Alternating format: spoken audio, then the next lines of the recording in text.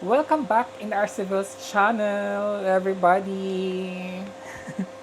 Good day, it's another day, it's another short vlog day. Yes, supposedly short vlog lang to guys, and hopefully makagawa tayo ng very short vlog for today kasi luto lang talaga ang gagawin ko for today. Our recipe for today is kita nyo na in our title dyan sa ating thumbnail dahil gagawa tayo ng Baguio beans. Baguio beans, guys. Baguio beans. Nag-crave ako matagal na. And at last, maluluto ko na siya today. At isang parang 400 grams to na ground pork mix to guys. Pork and beef yan. May bell pepper and onions and garlic. Very short vlog lang talaga to guys. Mainit na to. And we have here our olive oil. Onions and garlic. Gusto ko silang isabay guys. Yung iba, di ba, iuna yung onions, pero sa akin, gusto ko talaga siya lang isabay. Anyways, ito ang dinner namin for today, for tonight. So, madali ang luto lang talaga to. Kumakain si partner nito, guys. Itong klase na beans, yung kinakain niya. Yung sa sitaw, ayaw niya yun.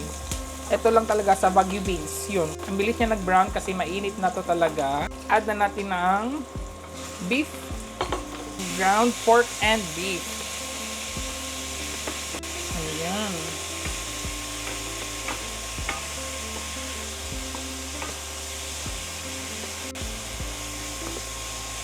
So, by this time, mag-a-add ako ng salt and pepper. Okay. And another mix.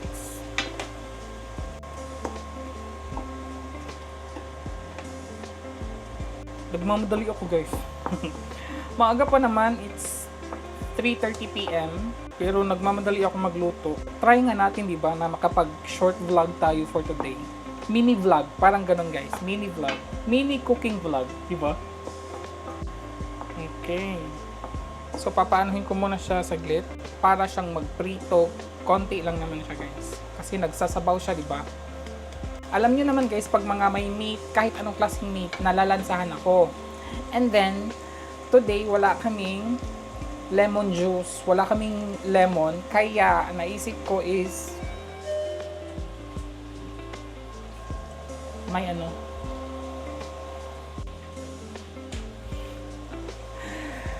Naisip ko guys, lalagyan ko na lang siya ng white wine. Hindi naman masyado madami. Pampaano lang talaga siya guys.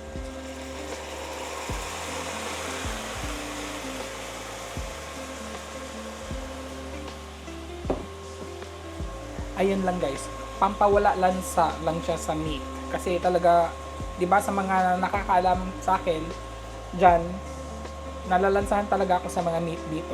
Kahit anong klaseng meat, nalalansahan ako. Kaya every time na nagluluto ako, I tried my best na gagawan siya ng paraan para mawala yung lansa niya. Ayun. So, papaanin ko lang siya konti. And then mix natin later mamaya. Okay guys, ready na yan. So mix lang natin. Ayan, di ba? Gusto ko talaga mawala yung lansa guys. Kaya wine na lang, di ba? Social ang ating Baguio beans for today dahil merong wine. Lagay na natin ng bell pepper. And then sabay na din natin yung Baguio beans. Ginawa ko na siya guys kasi gusto ko talaga dapat, kasi gusto ko, di ba, short vlog lang to. So nakaslice na siya. Lagyan ko siya ng salt. Ayan. And pepper. Ayan, dami na talaga itong pepper. Pahinaan ko lang. And then i-cover lang natin guys. Ayan. And then we'll see you in a bit. Okay. Check na natin guys. Mix lang natin. Wow. Ang ganda ng kulay no.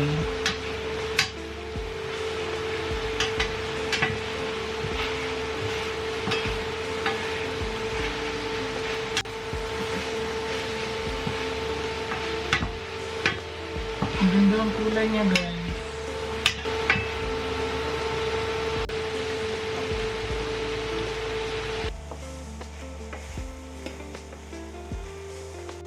Ayan guys, di ba? Ang ganda niya. Actually guys, para sa akin, as you know naman na pag mga ganito mga vegetables, gusto ko may crunchiness, di ba? So tapos na to for me. Wait lang, check lang natin. Taste muna tayo, di ba?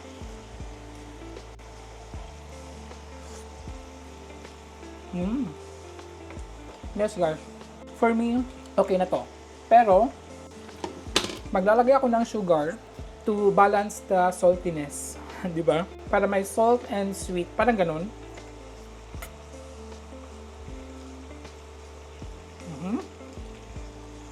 Hindi naman madami, guys. Yung tamang-tama lang sa ano, sa taste niyo, ganun.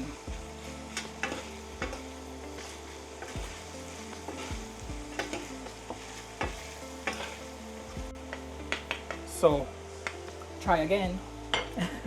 For the second round, iba ang taste niya guys pag meron siyang little bit of sugar. Oh.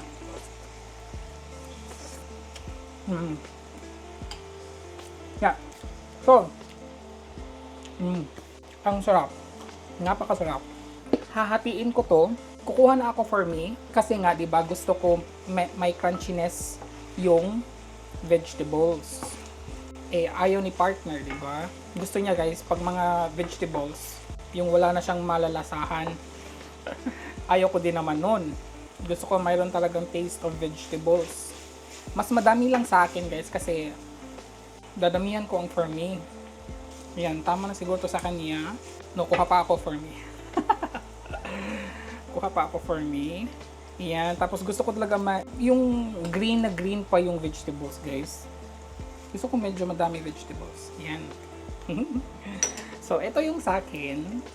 Medyo madami ha.